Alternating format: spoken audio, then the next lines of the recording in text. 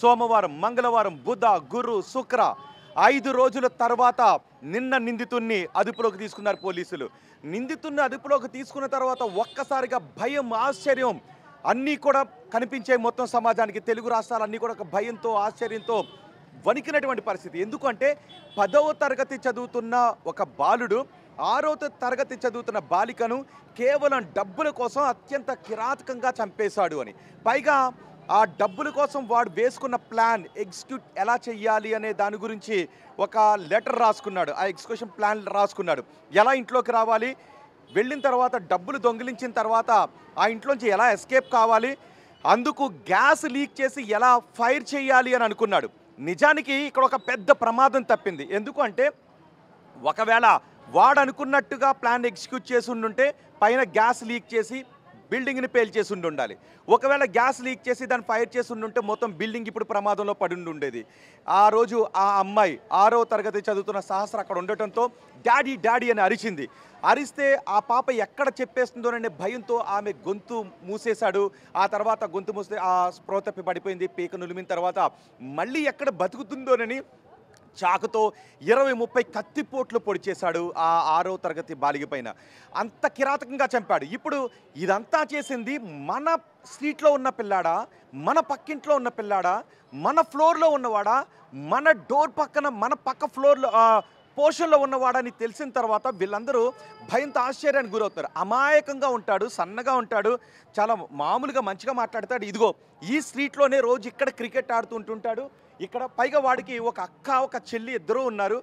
మరొక 6వ తరగతి చదువుతున్న బాలికలో తన చెల్లిని లాంటిది అని అనుకోకుండా డబ్బుల కోసం చంపేశాడు. పైగా ఎందుకు ఓటీటీలో కొన్ని వీడియోస్ చూస్తుంటుంటాడు, నేరాలకు సంబంధించిన వీడియోస్ చూస్తుంటుంటాడు. అందుకే ఆ వీడియోస్ చూసి ఓటీటీలో ఉన్నటువంటి క్రైమ్ సీరియల్స్ చూసి ఎలా తప్పించుకోవాలి అని ప్లాన్ చేశాడు. దీనికి కారణం ఏంటంటే లగ్జరీగా బతకాలి అని అనుకున్నాడు. ఇదిగో చూడండి ఒక్కసారి, ఆ బిల్డింగ్ పైన ఆ 4th ఫ్లోర్ నుంచే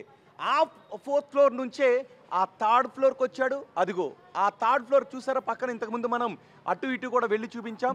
అక్కడ నుంచి కేవలం ఎంతో డిస్టెన్స్ లేదు, ఇక్కడ నుంచి ఈ బిల్డింగ్ పైకి దూకి ఆ లోపల ఉన్న సహస్ర దగ్గరికి వెళ్ళి వాళ్ళ దేవుడి దగ్గర ఉన్నటువంటి ఆ డిబ్బీలో డబ్బులు తీసేసి వాటిని పట్టుకుని వచ్చే క్రమంలోనే సహస్రను అత్యంత కిరాతకంగా చంపేశాడు. ఇక్కడ ఇంకొక విషయం ఏంటంటే, అన్నిటికంటే ఆశ్చర్యం ఏంటంటే 5 రోజుల పాటు ఏ భయం బెరుకు లేకుండా 10వ తరగతి పిల్లాడు ఆ అమ్మాయిని చంపేసి క్లాస్ రూమ్లోకి వెళ్ళి కూర్చున్నాడు. మీకు ఇప్పుడు నేను స్కూల్ చూపిస్తాను, రండి స్కూల్ చూపిస్తాను. ఆ పిల్లాడు చదువుతున్న స్కూల్ ఈ పక్కనే ఉంది. ఈ పక్కనే ఉన్న స్కూల్ కూడా నేను మీకు చూపిస్తాను.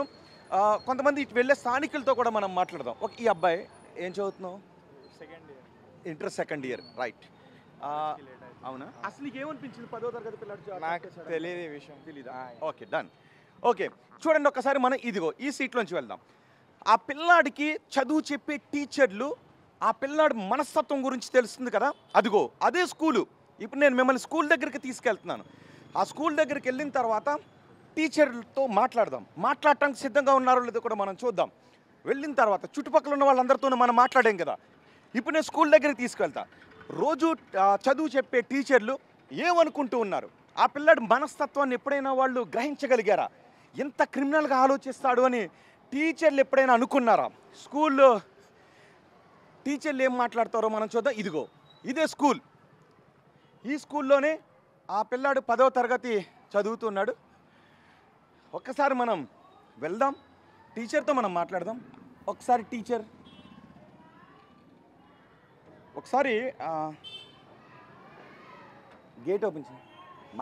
గేట్ ఓపెన్ చేయి. ఓకే, టీచర్లు మాట్లాడట్లేదు. మరి టీచర్లు మాట్లాడక, పిల్లల మనస్తత్వం గురించి చెప్పక, విద్యాలయాల్లో నైతికాంశాలు చెప్పక, తెలిసిన విషయాన్ని బయటికి చెప్పాలి అంటే భయం. కొన్ని ఎవరైనా చెప్తే మళ్ళీ దానిలోంచి ఇది ఎన్నెన్ని చూడాలి. ఒకసారి వెళ్దాం. అమ్మ ఒకసారి అమ్మ, అట్లా కాదు, ఇందులోనే చదువుతాడా? ప్రిన్సిపల్ ఉన్నారమ్మా? వా, ఎందుకంటే అందరికీ తెలియాలి కదమ్మా పిల్లల. ఓకే, ఒక్క నిమిషం. మన స్కూల్లో పిల్లల దగ్గరికి వెళ్ళొద్దు, కానీ ఎవరైనా మాట్లాడతారేమో చూద్దాం. పిల్లల్ని చూపించవద్దు, జస్ట్ ఎవరైనా టీచర్, ఎందుకంటే ఇదే స్కూల్లో కదా. అర్రే అందరూ తలుపులేసుకునేలా వెళ్ళిపోతే ఎలా? టీచర్ పిల్లల్ని చూపించారు. టీచర్ ఒకసారి రండి టీచర్ ప్లీజ్. అది కాదు, అందుకు కాదు, ఒక్కసారి రండి టీచర్ ప్లీజ్. అమ్మ ఒక్కసారి రండి అమ్మ, పిల్లల్ని చూపించవద్దు అమ్మ ఒకసారి. అట్లా కాదు, ఇదే స్కూల్లో కదమ్మా ఆ పిల్లాడు. కానీ అలా కాదు, నాకు అది కాదు, నేను దాని గురించి అడగను. కానీ ఒక 10వ తరగతి విద్యార్థి ఎక్కడైనా కానివ్వండి. అమ్మ టీచర్ గారు అంటే మనం చెప్పాలి కదండి టీచర్ గారు అది కాదు. అంటే సమాజానికి కొంచెం ఒక మంచి ముక్క చెప్పండి. అంటే ఇక్కడనే కాదు, మొన్న ఒక 10వ తరగతి బాలిక తల్లిని చంపించేసింది టీచర్ అక్కడ. ఈరోజు ఒక 10వ తరగతి బాలుడు. అసలు ఏంటి, ఏమనుకోవాలి సమాజాన్ని? ఒక్క ముక్క చెప్పండి టీచర్ ప్లీజ్. స్కూల్ గురించి వదిలేయండి, సామాజిక బాధ్యత గురించి చెప్పండి టీచర్. అట్లా కాదు అమ్మ, ఒక్కసారి రండి అమ్మ టీచర్. ఎందుకంటే సమాజం గురించి మీకు తెలిసినట్టుగా ఎవరికి తెలీదు టీచర్ ప్లీజ్. సమాజం గురించి మీకు తెలిసినట్టుగా ఎవరు? అయ్యో, సమాజం గురించి, పిల్లల మనస్తత్వం గురించి బాగా తెలిసే వ్యక్తులు ఎవరు అంటే తల్లి, తండ్రి, కుటుంబ సభ్యులు, ఆ తర్వాత స్కూల్ టీచర్లే. ఎందుకంటే ఒక వ్యక్తి బడికి వెళ్ళేటప్పుడు ఆ పిల్లలు స్కూల్లో ఎక్కువ సమయం గడుపుతారు టీచర్ల ముందు, ఇంట్లో తల్లిదండ్రుల ముందు ఎక్కువ సమయం గడుపుతారు, ఆ తర్వాత చుట్టుపక్కల ఉన్న వాళ్ళతో. సో పిల్లాడి మనస్తత్వం బాగా తెలిసేది ఎవరికి? తల్లి, తండ్రి. ఆ తర్వాత గురువుకి తెలుస్తుంది, ఆ తర్వాత స్నేహితులకు తెలుస్తుంది. మరి గురువు మాట్లాడగలదు. ఇంకొకసారి ట్రై చేస్తాను, ఎందుకంటే పిల్లల మనస్తత్వం. 10వ తరగతి పిల్లాడు క్రైమ్ని ఎలా ఎగ్జిక్యూట్ చేయాలో ప్లాన్ చేసుకున్నాడు. ఆ ప్లాన్ చేసుకుని పైనుంచి దూకి ఒక్కటా రెండా 20 కత్తిపోట్లు పొడిచాడు, పీక నులిమి చంపేశాడు, డబ్బులు తీసేసుకున్నాడు. అంటే షూలు కొనుక్కోవాలి, ఖరీదైన వస్తువులు కొనుక్కోవాలి అని ఆ మనస్తత్వం ఎలా? మరి టీచర్లు మాట్లాడకపోతే ఎలా? ఇంకొకసారి ట్రై చేస్తాను. టీచర్ అయ్యో, టీచరే మాట్లాడకపోతే ఎలా? టీచర్ గారు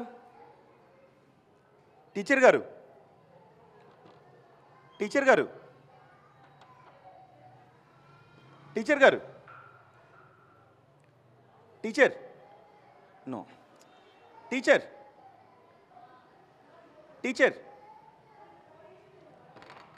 గారు. సో కెమెరా ఇటు రావద్దు, ఎందుకంటే పిల్లలు ఉంటారు కాబట్టి మనం పిల్లల్ని చూపించవద్దు. టీచర్ గారు అట్లా కాదు, జనరల్గా పిల్లల్లో ఎందుకు ఇలాంటి ఆలోచనలు వస్తున్నాయన్న దాని గురించి ఒక్క ముక్క చెప్పండి చాలు. పేరెంట్స్ ఎలా ఉండాలి టీచర్ అలా కాదు, ఇంటి దగ్గర పేరెంట్స్ పిల్లల విషయంలో ఏం గమనిస్తుండాలో ఒక్క ముక్క చెప్పండి టీచర్. అయ్యో, రావుస్ ఇంటర్నేషనల్ స్కూల్ మీరే చెప్పకపోతే ఎలా టీచర్ ఏమొద్దు, నేను క్రైమ్ గురించి అడగను, పిల్లల్లో ఈ మనస్తత్వాన్ని తల్లిదండ్రులు ఎలా గుర్తించాలో అడుగుతాను టీచర్. అయ్యో సార్, మీరేం చేస్తారు స్కూల్లో? నేను స్కూల్ పీటీ సార్ని. PT, nice sir. అది కాదు, నాకు ఒక్క ముక్క చెప్పండి చాలు. ఇది ఏమొద్దు, స్కూల్ నుంచి వెళ్ళిపోతాను, బయటికి వెళ్ళిపోతాను. కానీ ఈ మధ్య మొన్న అక్కడ మేడ్చల్ దగ్గర ఒక 10th క్లాస్ అమ్మాయి తల్లిని చంపించేసింది. అట్లా కాదు, అయ్యో అమ్మా అట్లా కాదు, నేను అడిగేది అందు గురించి కాదు. సరే మీరే చూడండి సార్, కనీసం గ్రౌండ్ లేదు కదండి దీనికి, నేను ఏమన్నది అడుగుతున్నానా సార్? అట్లా కాదు, ఏది సరే ఓకే, అయితే నేను అడుగుతాను, కనీసం విద్యాలయాల్లో ఏంటి సమాజం ఎలా ఉండాలని ఒక్క ముక్క మాట్లాడండి. అట్లా కాదు, అసలు ఇలాంటి ఘటనల కారణాలు ఏంటంటే ఒక్క ముక్క మీరు మాట్లాడకపోతే ఎలా? అలా కాదు, అది వద్దు, సమాజం గురించి ఒక్క ముక్క చెప్పండి. మీకు బాధ అనిపించట్లేదు ఆ పిల్ల చనిపోయినందుకు? బాధ ఉంది కదా, మరి ఏం చేయాలి చెప్పండి, ఒక్క ముక్క చెప్పండి సార్. పీటీ సార్ అమ్మ, ఒక్క మహిళగా చెప్పండి అమ్మా, సమాజం గురించి ఒక టీచర్గా చెప్పండి అమ్మా. అట్లా కాదు, ఒక్క ముక్క తల్లిదండ్రులు ఏం చేయాలి ఒక్క ముక్క చెప్పండి అమ్మా. టీచర్ కదా, అందరికీ బాధే సార్, ఈ విషయం అందరికీ బాధే. తల్లిదండ్రులు ఎలా గమనించాలి చెప్పండి పిల్లల్ని అమ్మా. టీచర్ గారు వెళ్ళిపోనా అంటే ఒక్క ముక్క సమాజం గురించి చెప్పలేరా? ఎందుకంటే స్కూల్లో పిల్లలు అమ్మా మీరు నేను వెళ్తానులే, కానీ నేను రిక్వెస్ట్ చేస్తున్నాను కదా. ఎవరికైనా బాధ లేని కారణం కాదు, అది కారణంగా స్కూల్లో మాట్లాడద్దు. స్కూల్ వదిలేయండి, జనరల్ గా చెప్పండి. ఏదన్నా బయటనే స్కూల్ తరఫు నుంచి ఏం చెప్పలేదు, స్కూల్ గురించి వద్దు, జనరల్ గా ఏది చెప్పలేము సార్. బయటకు వెళ్ళండి సార్ ప్లీజ్, ఏమనుకోకండి sir. Okay okay. So school టీచర్ని రిక్వెస్ట్ చేసిన, అంటే మళ్ళీ ఒకటి చెప్తున్నాను, ఫస్ట్ ఒక బిడ్డ గురించి తెలిసేది తల్లిదండ్రికి తెలిసేటికి ఇంకెవ్వరికి తెలియదు. ఆ తర్వాత వాడి గురించి తెలిసేది టీచర్కి, స్కూల్లో ఉన్న వాళ్ళకి, స్నేహితులకే. మరి తల్లిదండ్రులు ఎలా ఉండాలి, స్కూల్లో ఎటువంటి నైతిక విలువల గురించి చెప్పాలి అనేది టీచర్ మాట్లాడాలి. అట్లా కాదు, ఇలాంటి ఘటనలు జరిగిన బాధ అనిపిస్తుంది కదా. చాలా బాధగా ఉంది సార్. ఏం చేయాలి అసలు అర్థం కాని పరిస్థితులలో మానవ సమాజం ఎక్కడ పోతుంది? ఒకరిని చంపే హక్కు ఎవరికి ఉంది? చిన్న పిల్లని ఎందుకు చంపాలి? పైగా ఆ ఏజ్లో అలాంటి ఎందుకు వస్తుంది? అమ్మ నాన్న ఎక్కడ పోతున్నారు? సమాజం ఎక్కడ పోతుంది? బ్రతికే వాళ్ళు వచ్చారు ఇక్కడ. స్కూల్లో ఏం చెప్పడం కాదు, వాళ్ళు పాఠాలు చెప్తారు. పిల్లలకు ప్రభావం ఏం పడుతుంది? ఎందుకు అలా చంపుతున్నారు? చంపి ఎన్ని రోజులు బతారు? మానవ జన్మ ఏదో రోజు పోవాల్సిందే కదా, చనిపోవాల్సిందే కదా. ఆవేదన కలుగుతుంది, బాధ కలుగుతుంది. నాకున్నారు 2 కూతుళ్ళు. ఏడుపు వస్తుంది వినగానే. ఏం జరిగింది, ఎలా జరిగింది, ఎందుకు దొంగతనానికి కోసం వచ్చేది? ఇలా చంపడం ఏంది? క్రూరంగా అతిగా చంపి పొడిచి మళ్ళీ అక్కడెక్కడ చాలా క్రైమ్ అసలు. ఆ చిన్న వయసులో అంతగా ఎందుకు అర్థం కాని పరిస్థితి సార్. షాక్లో ఉన్నాం మేము కూడా ఇప్పుడు. చాలా అంటే చాలా చెప్పలేని పరిస్థితి. ఎందుకు అలా చేస్తున్నారు? ఏదో రోజు పెద్ద కావాలి, డబ్బులు సంపాదించుకోవాలి, కష్టపడాలి. తోపుడు బండి పెట్టుకోవచ్చు, అడ్డి పనులు అమ్ముకోవచ్చు, కూరగాయలు అమ్ముకోవచ్చు. సమాజంలో ఎన్నో ఉన్నాయి కష్టపడేవానికి. ఇలా మళ్ళీ తల్లిదండ్రులు ఏదో లాస్ అయ్యారంట, అలా చేశారు, ఇలా చేశారు అని అంటున్నారు. కానీ చాలా బాధాకరం. పోయిన పిల్ల రాదు కదా. డబ్బులు కావాలంటే ఏదైనా పని చేసుకుని బతకొచ్చు. పిల్లలకి నేర్పాల్సింది ఫస్ట్ నైతిక విలువలు, మానవతా విలువలు నేర్పాలి. కానీ పిల్లలు ఏం చేస్తున్నారో చాలామంది పట్టించుకోవట్లేదు. క్రైమ్ రేట్ రోజుకి ఇలా చిన్న పిల్లల్లో క్రైమ్ రేట్ పెరగడం. నేటి బాలలు రేపటి పౌరులు. మరి రేపటి పౌరులు ఈరోజు నేరస్తులుగా తయారవుతూ ఉంటే ఏమవుతుంది? ఎటు వెళ్ళిపోతుంది సమాజం? స్కూల్ టీచర్ని బతిమాలినా కూడా నేను ఆ స్కూల్లో గురించి అడగలేదు. మీ స్కూల్లో చదువుతున్న పిల్లాడి గురించి నేను అడగలేదు. అదే స్కూల్లో కదా 4 మంచి ముక్కలు చెప్పండి అంటే టీచర్లే ముందుకు వచ్చి చెప్పకపోతే ఎలా? అక్కడ పక్కింటికి వెళ్ళి కొన్ని డౌట్స్ని వెళ్ళిపుచ్చితే పక్కింటోళ్ళు అంటే పక్కింటోళ్ళని మీరు ఎలాగంటారని వాళ్ళు గొడవకు వచ్చి ఏమీ చెప్పట్లేదు. అంటే మన ఇంట్లో జరిగింది అనుకో, అరే ఎవరు పట్టించుకోవట్లేదు, నాకు న్యాయం చేయండి అని ముందుకు వస్తాం. పక్కింట్లో జరిగితే సైలెంట్, నాకు సంబంధం లేదు, నన్ను అడగొద్దు, ఏం కాదు. ఇది ఏంటి మైండ్ సెట్? ఇది ఎక్కడో ఒక చోట మారాలి కదా, అందరికీ బాధ్యత ఉంటుంది కదా.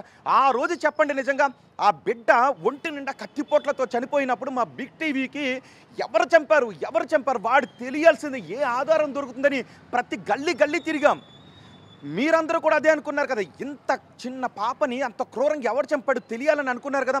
5 రోజులు ఇదే స్కూల్లో ఇదే క్లాస్లో పక్క స్టూడెంట్స్తో కూర్చుని చంపేశాను అనే భయం బెరుకు లేకుండా నిన్న పోలీసులు వచ్చిన తర్వాత వణుకు మొదలైంది వాళ్ళు. అంటే అంత దాపరికంగా ఉన్నాడు అంటే ఎటు సమాజం వెళ్ళిపోతుంది. ఇవాళ సహస్ర, మరి రేపెవరు?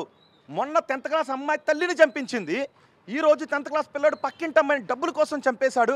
పైగా బిల్డింగ్ పేల్చేద్దామని అనుకున్నాడు గ్యాస్ లీక్ చేసి. మరి మాట్లాడటానికి రాకపోతే, సమాజానికి 4 మంచి ముక్కలు చెప్పాల్సిన టీచర్లే ముందుకొచ్చి చెప్పకపోతే ఎటువైపు వెళ్ళిపోతాం?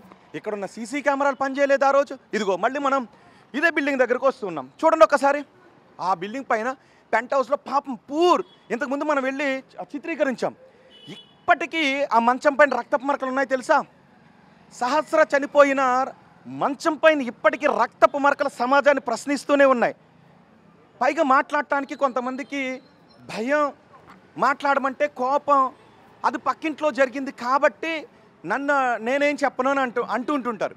అది మన ఇంట్లో జరిగితే మీడియా రావాలి, పోలీసులు రావాలి, ఎవరో పట్టించుకోరా, నాకు న్యాయం జరగట్లేదు, ఇన్ని మాట్లాడుతుంటుంటారు. స్కూల్ టీచర్ అమ్మ 4 మంచి ముక్కలు చెప్పండి అని అడిగితే వెళ్ళిపోండి అంటారు. పైగా గ్రౌండ్ కూడా లేదా స్కూల్కి. ఏం చదువులు చెప్తున్నారో తెలియదు.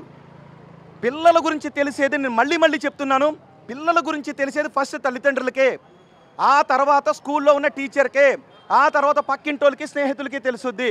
మరి టీచర్ మంచి బుద్ధులు చెప్పడానికి రాక ఆ తల్లిదండ్రుల పిల్లల్ని పట్టించుకోక ఏమైపోద్ది సమాజం? ఒకసారి మనం కొంతమందితో మాట్లాడదాం. నేను కొత్త ఇక్కడ ఈ ఏరియాకి వచ్చింది, ఇప్పుడే చూడటానికి వచ్చాము. జనరల్గా అసలు ఇలాంటి ప్రవృత్తిని ఎలా చూడాలి? ఏం చేస్తాం, తండ్రిదండ్రులు కానీ ఏం చేస్తారు? పిల్లలు చేసే పనికి మన తండ్రిదండ్రులు కానీ ఏం చేయలేరు కదా. ఎవరిని అనుమానించాలో భయం.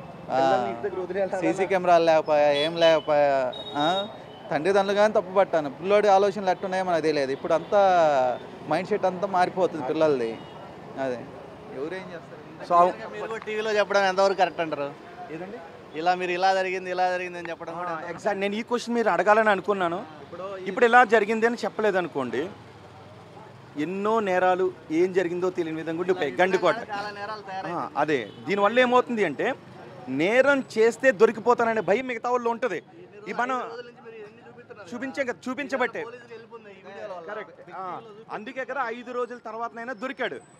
మీ వల్ల కాదు కదా. ఎవరి వల్ల అయినా ఇప్పుడు ఎందుకు మీ టీఆర్పీల కోసం వచ్చారు సంఘటన నాట్ ఫర్ టీఆర్పీ, ఇదే ఈ భావ నాట్ ఫర్ టీఆర్పీ. యూజ్ ఉందా మీ వల్ల? ఎస్ గేట్లు తీసుకొని గేట్ వేసినా కానీ గేట్ తీసుకొని బలవంతంగా లోపలికి వెళ్తున్నారు వాళ్ళ దగ్గర. Yes exactly. వాళ్ళ బాధలో వాళ్ళు ఉన్నా కానీ మీరు వదిలిపెట్టట్లా. ఇప్పుడు దొరకలేదు. మొన్న గండిపేటలో గండికోటలో ఒక మర్డర్ జరిగింది, ఇప్పటికీ తెలియలేదు. వాళ్ళు ఏమన్నారు తెలుసా, మమ్మల్ని ఎవరు పట్టించుకోవట్లేదు, మీడియా వాళ్ళు రావట్లేదు అంటారు. ఎవరింట్లో జరిగితే మాకు మీడియా పట్టించుకోవట్లేదు అని అక్కడికి వస్తారు. ఇప్పుడు నేను అదే చెప్తుంటా, మీడియా ఇక్కడికి వచ్చిన తర్వాత ఏమవుతుందంటే మీలాంటి వాళ్ళని ఎలా రియాక్ట్ అవుతారు అంటే సమాజం ఎలా ఆలోచిస్తోంది అన్నదే అడుగుతారు. అదే కాబట్టి నో అదే కదా చెప్తుంటా, మీడియా కనుక పట్టించుకోకపోతే అమ్మయ్య బిందాస్ అని చాలా విచారణలు ముందుకు వెళ్ళవు. సో ఉండదు.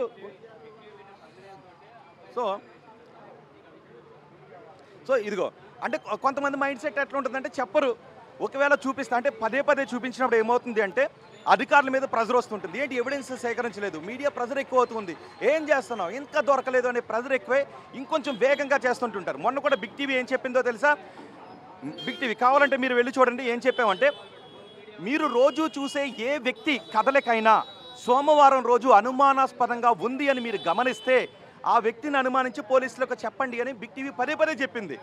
సో అందులో ఉన్న సాఫ్ట్వేర్కి కూడా ఆ వ్యక్తి కదలికలు అనుమానాస్పదంగా అనిపించాయి. ఆ రోజు నిజమే, 4th ఫ్లోర్లో ఉన్నవాడు 3rd ఫ్లోర్లోకి వచ్చి ఎందుకు తచ్చాడుతున్నాడు, వీడి కదలికలు ఈరోజు అనుమానాస్పదంగా ఉన్నాయి అని అనుమానం వచ్చి ఆమె వెళ్ళి పోలీసులకు సమాచారం ఇచ్చింది. 5 రోజుల తర్వాత వాడు పట్టుబడ్డాడు. సో ఇప్పుడు మనకి తెలిసినటువంటి విషయాన్ని భయం లేకుండా పోలీసులకు చెప్పినప్పుడు అనేక అనుమానాలు వ్యక్తం చేసినప్పుడు వాస్తవాలు ఏంటనేది బయటకు వస్తాయి. ఇక్కడ కూడా మనం చూసాం, పోలీసులు ఇంకా ఇక్కడ కాపలాగా ఉన్నారు. సో ఇంకొన్ని ఆధారాలు సేకరించాల్సి ఉంటుంది. ఆ బిల్డింగ్ పై నుంచి దూకి అతను ఇటు వచ్చాడు. సో ఇక్కడ ఉన్న వాళ్ళందరూ అదే భయాన్ని వ్యక్తం చేస్తున్నారు. మా పక్కింటి అబ్బాయా, మేము రోజు చూసే అబ్బాయా ఈ ఘాతుకానికి పాల్పడింది అని. అక్కడ ఒక కూరగాయలు దుకాణం వ్యక్తున్నాడు. ఒకసారి టైం ఉంటే నేను అక్కడికి తీసుకువెళ్తాను. రోజు వాళ్ళ అమ్మతో కూరగాయలు కొనడానికి వస్తాడంట అక్కడికి. రోజు వాళ్ళ అమ్మతో, వాళ్ళ అక్క చెల్లి కూడా వస్తుంటుంటారంట. చాలా అమాయకంగా మాట్లాడతాడు, మంచిగా మాట్లాడతాడు. కానీ వీడు అని నిన్న తెలిసిన తర్వాత నేనే షాక్ అయ్యానని అనుకుంటున్నాడు. దొరికాడు కాబట్టి వీడు అని షాక్ అవుతున్నాం. కానీ చాలా నేరాల్లో దొరకని వాళ్ళు కూడా ఉన్నారు, నేరాలు చేసి మన మధ్య తిరుగుతున్న వాళ్ళే ఉన్నారు. అనుమానం వ్యక్తం చేస్తే నాపైనే అనుమానం వ్యక్తం చేస్తావా అంట. మొన్న పిల్ల గొంతు కోసి చంపిన విధంగా దొరికిన తర్వాతే వాడు దొంగ అవుతుంటుంటాడు. సో రాధిక, విచారణ అయితే కొనసాగుతుంది. ఈరోజు మధ్యాహ్నానికి సిపి ప్రెస్ మీట్ పెట్టే అవకాశం ఉంది. ప్రెస్ మీట్లో వాడు ఆ అమ్మాయిని చంపడానికి ఇంక ఎలా ప్లాన్ ఎగ్జిక్యూట్ చేశాడు అని పోలీసుల నోట్లో నుంచి ఆ నిజాలు వింటూ ఉంటే నిజానికి సమాజం ముందు చాలా ప్రశ్నలు కనబడుతూ ఉంటుంటాయి. హృదయం ద్రవించిపోతుంది. ఆ పిల్ల బాడీని ఆ రోజు చూసిన తర్వాత అక్కడికి వెళ్ళి చూస్తే పరుపు నిండా ఇప్పటికీ రక్తపు మరకలు కనిపిస్తూ ఉంటే హృదయం ద్రవించిపోతూ ఉంది. సో ఇది పరిస్థితి.